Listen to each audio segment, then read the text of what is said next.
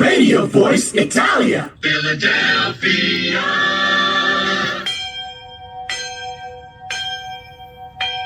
Class is now in session. Christopher Columbus University is on air from Philadelphia and broadcasting worldwide from within the shadow of Marconi Plaza. Radio Voice Italia is proud to present a recurring segment with civil rights author, professional researcher, and renowned Christopher Columbus expert, Robert Felix Petrone, Esquire.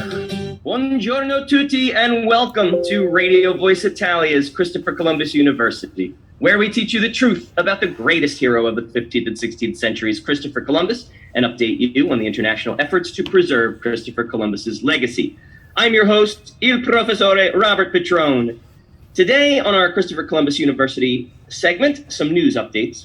In Washington, D.C., President Joe Biden became the first American president to push the national holiday of Christopher Columbus Day aside so that it shares the day with the misnomer Indigenous Peoples Day. Biden issued a proclamation on October 8th, 2021, proclaiming that Indigenous Peoples Day and Columbus Day would be celebrated on the same date, October 11th. He did not consult with the Italian-American caucus of the Senate, nor with any Italian-American leaders prior to the controversial announcement.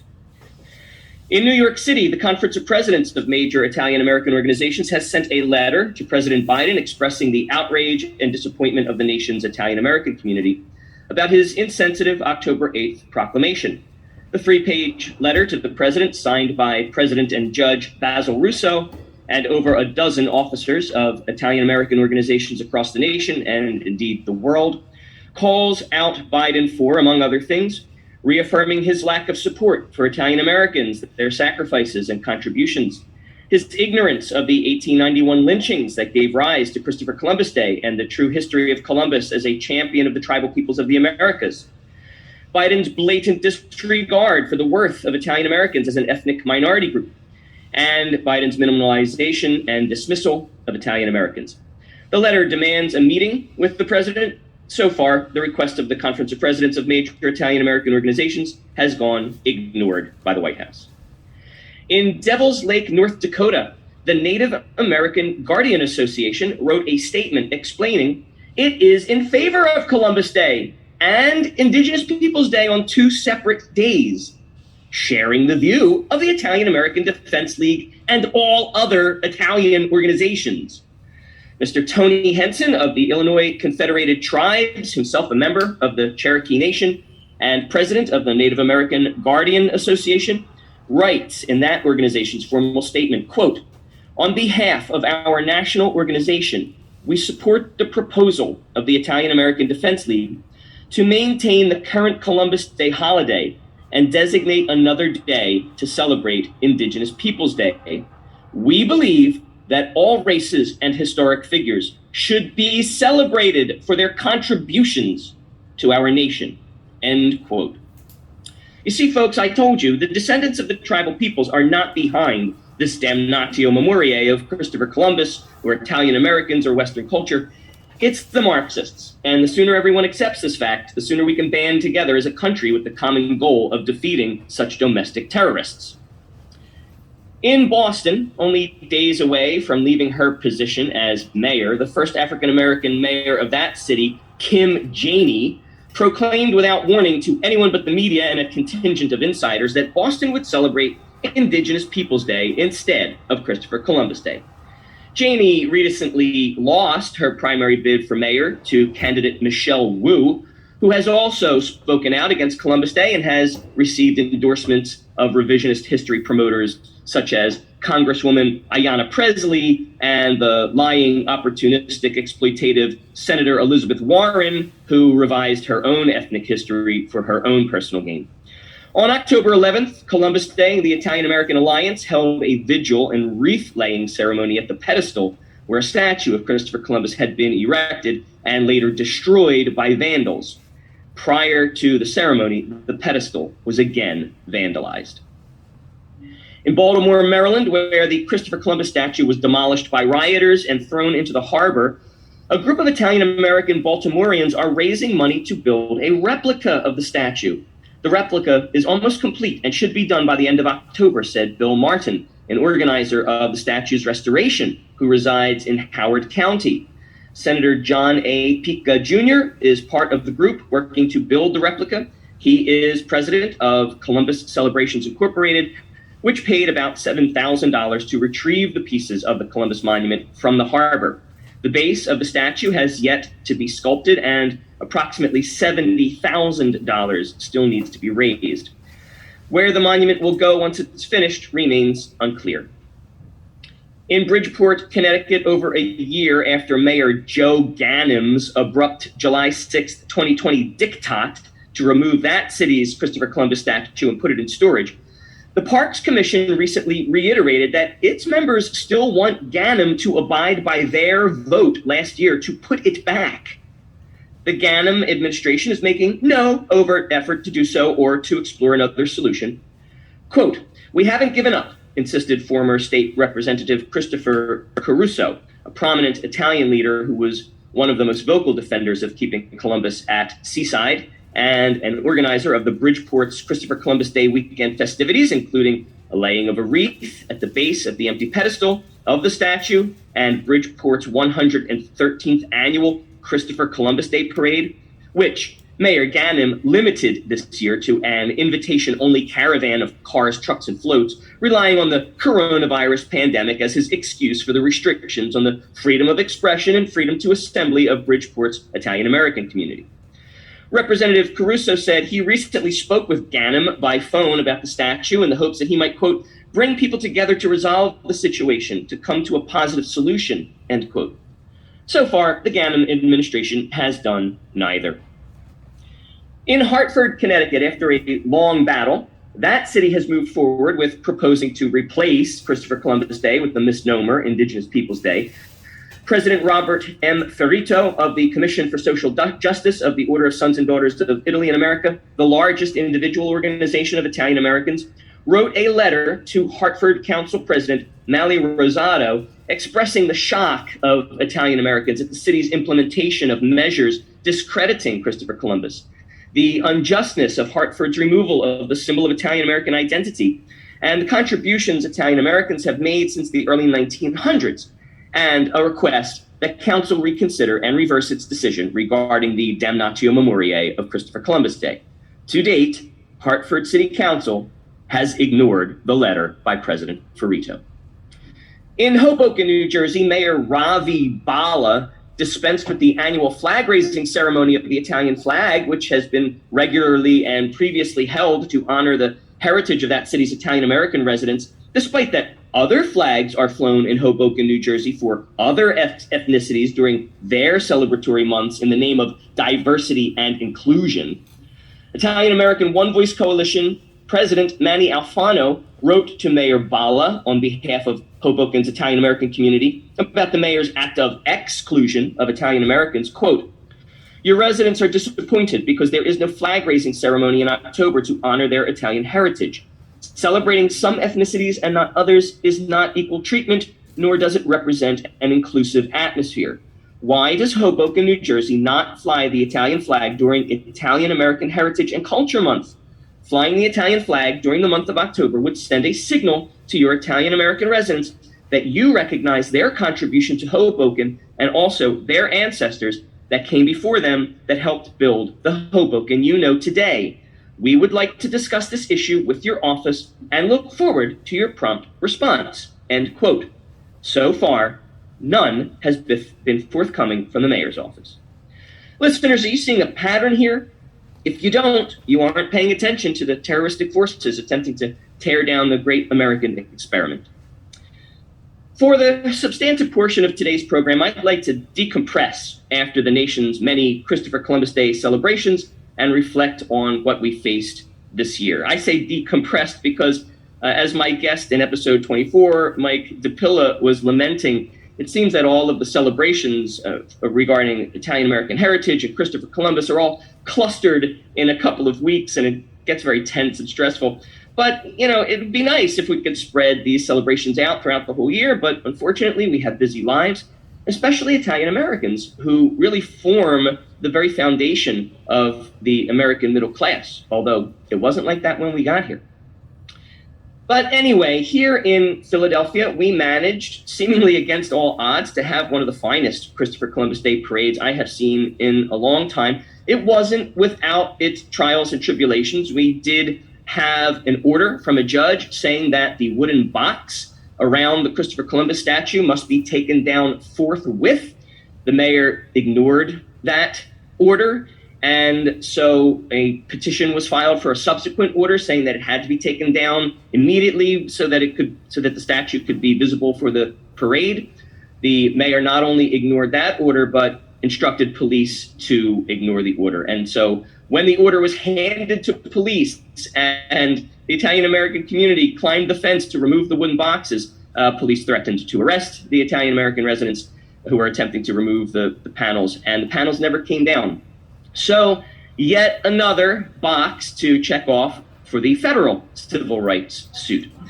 Nevertheless, Italian American fraternal organizations came out in droves to participate in the Christopher Columbus Day Parade in Philadelphia. High school clubs and mummer string bands and other musicians and performers came out in great number to play their music and dance in Italian folk costumes.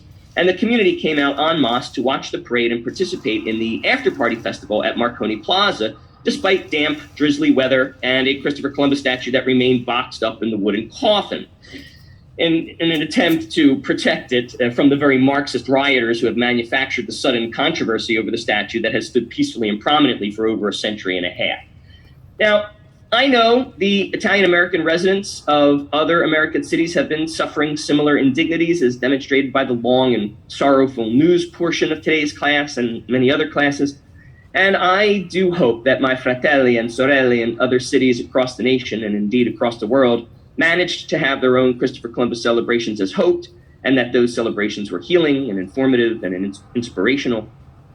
One thing, however, that greatly troubled me in Philadelphia, besides the continued hiding of the Columbus statue by the mayor, was that 6 ABC News, which covered the parade, refused to refer to Christopher Columbus at all during the broadcast, instead calling the parade and festival an Italian heritage celebration, clearly bowing to their globalist media overlords. And this little display of collectivist semantic legerdemain was not lost on me, nor should it be lost on you, listeners. Remember what Italian One Voice Coalition board member Andre Domino wisely said in episode 10 of Christopher Columbus University. That's a placation tactic used to appease Italian Americans so that they, truly the last ethnic group acting as defenders of Western culture, will step down and stop fighting. But we must never stop fighting. Another wise man once said, quote, "Freedom is never more than one generation away from extinction. We didn't pass it on to our children in the bloodstream. It must be fought for, protected, and handed on for them to do the same. Or one day, we will spend our sunset years telling our children and our children's children what it was once like in the United States when men were free." End quote. That was when our executive officials were wise. On the Friday before Columbus Day in Philadelphia, I entered my office building to find a sign on the door, where every Friday preceding Christopher Columbus Day, a sign had always been hung informing the employees that the office will be closed in observance of Columbus Day. This year, the sign indicated that the office will be closed in observance of Indigenous Peoples Day, and featured cartoon clip art of a woman in American Indian garb, you know, the stereotypical feather thing, a woman in East Indian garb, as in from India, you know, the dot and the sari, a woman in Eskimo garb, and a woman in African garb. No men, by the way, I guess men don't matter.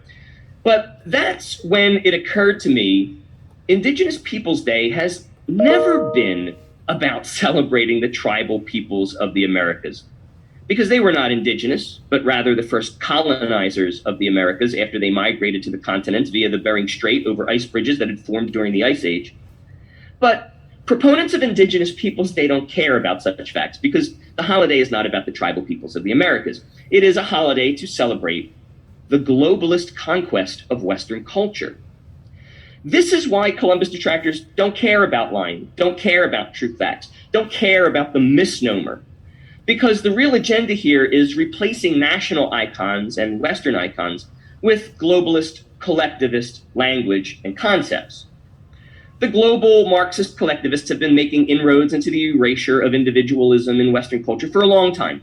In the United States, we no longer have George Washington's birthday or Abraham Lincoln's birthday, but the collective language President's Day, replacing holidays dedicated to people, to great individuals, with a holiday dedicated to a nameless, blandly inclusive group, to a collective.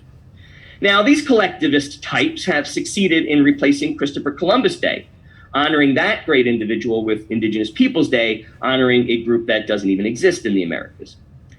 Christopher Columbus and George Washington are symbols of national pride, which globalists hate. So instead of using the term national pride, the globalists or collectivists say colonialism. Of course, if we had not spread out into colonies, the entire human race would today be crammed shoulder to shoulder very uncomfortably in a single village in Africa. Colonies were a necessary, natural, and normal part of human development. But now the globalists want to return to a megalomaniacal worldwide empire through economic and ideological conquest rather than through military force. Because who could stand against the military might of the West? But a game of economic domination is a war that is easier to win. And that's why they hate Christopher Columbus, because he stands for everything the secular, collectivist, globalists hate. He was a great individual who did great things for God and country, the very things the globalists reject. On October 8th, the Friday before Christopher Columbus Day, President Biden became the first American president to push Columbus Day aside to declare the holiday to be shared with Indigenous Peoples Day, based on that false narrative, ostensibly, that Christopher Columbus was a racist, rapist, maimer, murderer, slave owner, slave trader, grifter, and genocide heir. But we know these things to be Marxist lies. The historical record shows that Columbus was none of those things, but rather he was the first civil rights activist of the Americas, having protected Taínos from the depredation of the Spanish nobles who wanted to enslave them, conducting multiple underground railroads, shuttling Taínos who had been enslaved by the man-eating Carib tribe out of bondage and to safe islands, and successfully petitioning the widowed King Ferdinand of Spain to promulgate the first civil rights legislation of the Americas, reading that, quote, all the Indians of Hispaniola were to be left free, not subject to servitude, unmolested and unharmed, and allowed to live like freemen under law, just like any other in the kingdom of Castile. No other civil rights activist in the world has such a resume. But historical record doesn't matter to these collectivist types. The current United States president is a politician and a globalist at that, so he is walking the line between both camps, but there are still 3 to 7 more years of his administration left. It's only a matter of time before he gives the globalists what they want and eliminates the Columbus Day holiday altogether. And it won't be cinematic. It's only a matter of time before his administration and all administrations that have allowed the sharing of the day simply quietly slip out of referring to Christopher Columbus Day at all, and then just remove it from the books altogether as it falls out of people's collective consciousness, leaving only Indigenous Peoples Day. And with a 24-hour global news cycle and the constant noise of social media, on-demand fictional media, and other technological distractions, people's attention spans and memories grow shorter and shorter. And this is why the collectivist types won't accept August 9th or the day after Thanksgiving as the day to celebrate the tribal peoples of the Americas, because it's not about giving equal recognition to the tribal peoples of Americas, or even about giving equal recognition to the indigenous people of the world. It's about replacing nationalism and national iconography with globalist terminology and ideology to further the globalists' economic domination of the world. And look, globalism might uplift third world countries, but do you think if China or Afghanistan were our quote-unquote global partners, they'd take very kindly to the freedoms we enjoy in this country? Freedom of speech, the freedom to bear arms, freedom of assembly, freedom of religion. You know, we only stand to lose in the United States from globalism. That's why Britain left the EU. It was great for Greece's bankrupt economy, not so great for a thriving Britain. Brexit infuriated the globalists, so they have doubled their efforts in the United States. The globalists aren't going to fight a land war with guns if they don't have to. They'll use their globalist monies to fund fear, deceit, sleight of hand, misinformation, propaganda, and clever tricks. Globalism is in complete contravention to everything the United States stands for: preservation of Western culture, not the dissolution or assimilation thereof into a bland, cultureless global economic empire. And Western culture is worth preserving because it is founded on an important triune that has uplifted the dignity and lot of human beings wherever it has reached: the Greco-Roman democracy and law, the Judeo-Christian ethics and morals, and the notion that all people are equal in the eyes of their creator, that there is something so luminous and numinous about us that even the state must bow to it. And that is why Italian Americans in Philadelphia and other places around the country have filed federal civil rights lawsuits against Marxist or cowardly mayors attempting to or succeeding in removing statues and holidays dedicated to Christopher Columbus and replacing it with the big misnomer Indigenous Peoples Day, as well as other atrocities, not the least of which is holding out on the COVID vaccine for residents of Philadelphia's Italian-American neighborhood, despite its high geriatric population. Yeah, that happened, folks. At the wreath-laying ceremony in Boston that I talked about in the news portion of today's class, a poignant poem was recited to an audience of over 200 Italian-Americans. It has already gone viral. It expresses in verse the anger of the Italian-American community against their lame duck mayor, Kim Janey, and a warning that the movement to cancel Italian-American culture in America is inextricably linked to the movement to cancel American culture. I'm going to end today's class by reading this moving poem by Italian-American Alliance Chairman Dominic Amara. An ode to the thief in the night. She came as a thief in the night, without a sound she plotted, to steal our heritage and our right, and start a battle so unwanted.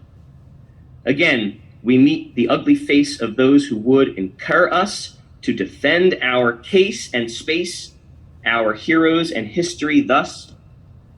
Italians came and were perceived no less welcome than many others, but with our heritage we achieved, despite the rejections and the mutters. What more do you expect of us? Have we not earned our place? We've given much, and plus our minds, our blood, our grace. We've now been pressed to war by those who need a hate to bring chaos to America's door and division to its gate. Columbus is a symbol of immigrant struggle in this land, a metaphor for the implacable, which we will not see banned. By this fight will not be won by leaving it to others, nor will it be done with fists or bats or triggers. Our weapons are our honor, persistence, family, and faith. Our heritage is our armor against the lions at the gate. Their weapons are Big Brother, the unperson and doublespeak, guilt, thought crime, and another, just enough to make you shriek. Now, before I am unable, I say to those who bring appeasement to the table, always has it a smell and a string. They say submit, your month can stay, but do we really need their permission because of the power they display to celebrate our history and tradition? I say this war is not yet lost. Even if they win this day, this lesson will not be overglossed. Government gives and takes away. So do not your honor and your heritage betray. Speak out now before you can no more. She, they are taking your freedom away. It's later and much more than 1984. Ladies and gentlemen, may you celebrate the spirit of Christopher Columbus, the bringer of Western culture to the Americas and the unifier of worlds, each and every day, regardless of what the tyrannical globalist elites demand it to be called. And that's today's class. For more news, articles, and resources about Christopher Columbus as the first civil rights activist of the Americas, icon of Western culture, paragon of Catholic virtue, and the greatest hero of the 15th and 16th centuries, visit preservecolumbus.us. That's Preserve Columbus, rendered as one word, .us. And post a little note of appreciation for our webmaster, Tom LaCosta. I'm il professore, Robert Petrone. A presto! We choose to go to the moon. We choose to go to the moon. We choose to launch a Jody Della Barba segment on Radio Voice Italia. We choose to go to the moon. Stay tuned for the historic landing on Radio Voice Italia this autumn. Radio Voice Italia, in your orbit and always reaching for the stars. Jody Della Barba. Radio Voice Italia. Philadelphia.